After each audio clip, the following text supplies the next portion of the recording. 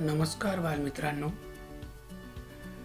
मराठा विद्याप्रसारक समाज नाशिक, अभिनव बाल विकास मंदिर मसरूळ, इयत्ता दुसरी, विषय खेळू करू शिकू, वर्ग शिक्षक श्री सावंत सर. विद्यार्थी मित्रांनो, आज आपण खेळू करू शिकू या विषयामध्ये आरोग्य या घटकातील भाग दुसरा, हाताची स्वच्छता. बघा, तुम्हाला वारंवार सूचना दिली जाते शाळेत आल्यानंतर, खेळाच्या तासाला, जेवणाच्या सुट्टीत, की मुलांनो हात स्वच्छ धुवा. का सांगितलं जातं? कारण हातांची स्वच्छता ठेवली तर आपलं आरोग्य चांगलं असतं. कारण आपण आजारी का पडतो? कारण आपण हातांची स्वच्छता ठेवत नसून हातांमार्फत आपल्या तोंडामध्ये जंतू जात असतात आणि आपण आजारी पडतो. म्हणून वारंवार हाताची स्वच्छता ठेवायला हवी. आता आपल्या पूर्ण जगामध्ये करोना व्हायरसने धुमाकूळ घातलेला आहे. आपल्याला टी व्हीवर, पेपरात किंवा गल्लोगल्ली सूचना दिल्या जातात की हाताची स्वच्छता ठेवा, सॅनिटायझर वापरा, गर्दीत जाऊ नका, कोणत्याही वस्तूला स्पर्श करू नका. कारण आपला हात कोणत्या ना कोणत्या वस्तूला लागत असतो. मग आपण अशा वस्तूंना हात लावण्यापूर्वी आपण आपल्या हाताची स्वच्छता ठेवायला हवी. आता हा भयंकर करोना व्हायरस आल्यामुळे आपण सर्वजण घाबरलो. तर आपण यापुढे जर आपलं आरोग्य चांगलं ठेवायचं असेल तर आपण हाताची स्वच्छता कशी ठेवली जावी, त्यासाठी आपण प्रत्यक्ष चित्रांद्वारे ते हातांची स्वच्छता कशी ठेवतात ते बघणार आहोत. ते झाल्यानंतर आपण प्रत्यक्ष कृतीद्वारे सुद्धा हातांची स्वच्छता बघणार आहोत. तर आपण चला चित्रांद्वारे हातांची स्वच्छता कशी ठेवली जावी ते बघूया. बघा, हातांची स्वच्छता ठेवण्यासाठी पहिली पायरी आहे, दोघा हातांना साबण लावला गेल्यानंतर दोघा हातांचे तळवे एकमेकांना घासावेत.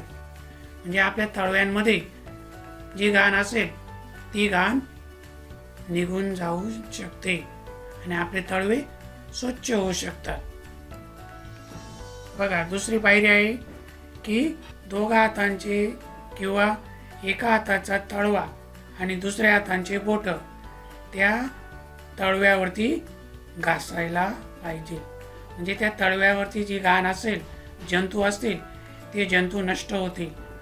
मग एका हाताने दुसऱ्या हाताचा तळवा घासल्यानंतर परत दुसऱ्या हाताने पहिल्या हाताचा तळवा घासायचा. म्हणजे दोघा हातांची स्वच्छता होईल आणि त्या तळव्यावरील जे काही जंतू असेल, घाण असेल, ती निघेल. तिसऱ्या पायरीमध्ये हातांची स्वच्छता बघा, दोघा हातांचे बोट, त्या बोटांच्या बिचक्यामध्ये जो मध्यभाग असतो याला म्हणतात बिचके. या बिचक्यामध्ये एका हाताचे बोट दुसऱ्या हातांच्या बिचक्यामध्ये घालायचे आणि या पद्धतीने हात चोळायचे किंवा घासायचे. या एका हातातून दुसऱ्या हातात या प्रकारे घासल्यानंतर आपल्या बिचक्यामध्ये जे जंतू किंवा घाण असेल ती निघण्यास मदत होते आणि आपले हात स्वच्छ होतात. चौथी पायरी बघ. चौथ्या पायरीमध्ये दोघा हातांचे बोट एकमेकांच्या बिचक्यात घालायची आणि ती अशा या पद्धतीने चोळली गेली पाहिजे.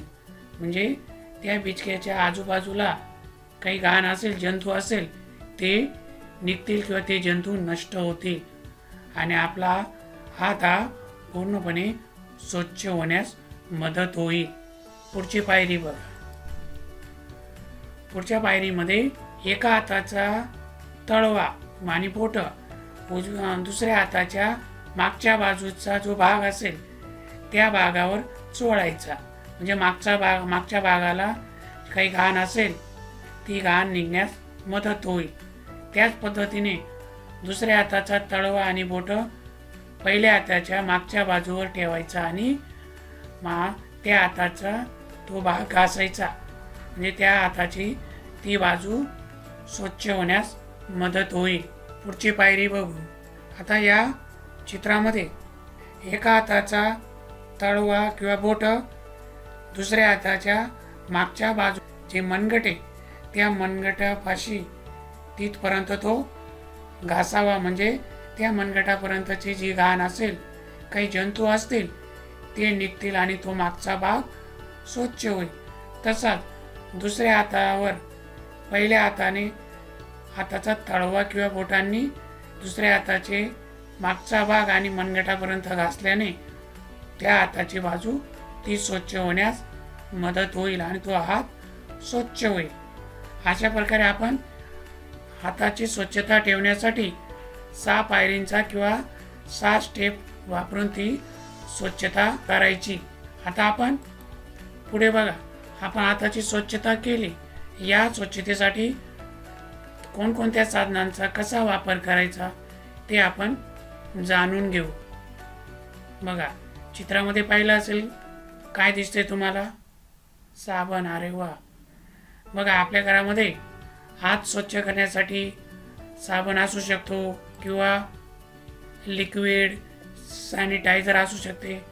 यांच्या साहाय्याने आपला हात हा या 6 प्रकारे स्वच्छ करायचा आणि कमीत कमी 20 सेकंद हात धुवायचा. म्हणजे आपल्याला कोणताही आजार होणार नाही किंवा आपल्या हातावर कोणतेही जंतू शिल्लक राहणार नाही. हात स्वच्छ करण्यासाठी बेसिनचा वापर करावा. बेसिन आपल्या प्रत्येकाच्या घरामध्ये असतं. या बेसिनमध्ये हात हा स्वच्छ करायचा. हात स्वच्छ झाल्यानंतर एक छान स्वच्छ असा रुमाल घ्यायचा आणि या रुमालाने तो हात स्वच्छ करण्याचा प्रयत्न करायचा.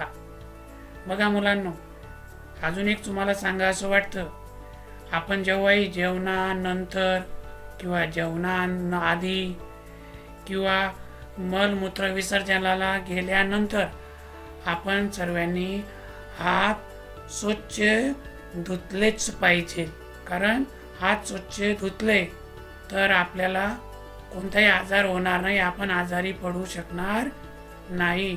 म्हणून मलमूत्र विसर्जनाला गेल्यानंतर हात स्वच्छ धुवावे. बघा, तुम्हाला एक आजचा मी संदेश माझ्याकडून तुम्हाला एक निरोप किंवा संदेश देण्याचा मी प्रयत्न केलेला आहे. स्वच्छता पाळा, करोना टाळा. स्वच्छता पाळा, करोना टाळा. घरातच राहा, सुरक्षित राहा.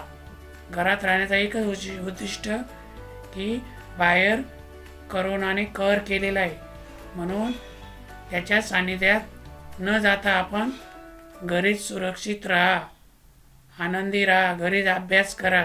मग तुम्हाला एकच माझा अभ्यासाच्या दृष्टीने सांगावाचा अभ्यास आहे, तो म्हणजे दररोज बाहेरून आल्यानंतर कमीत कमी 20 सेकंद हात धुणे. कमीत कमी 20 सेकंद हात धुवावेत. धन्यवाद.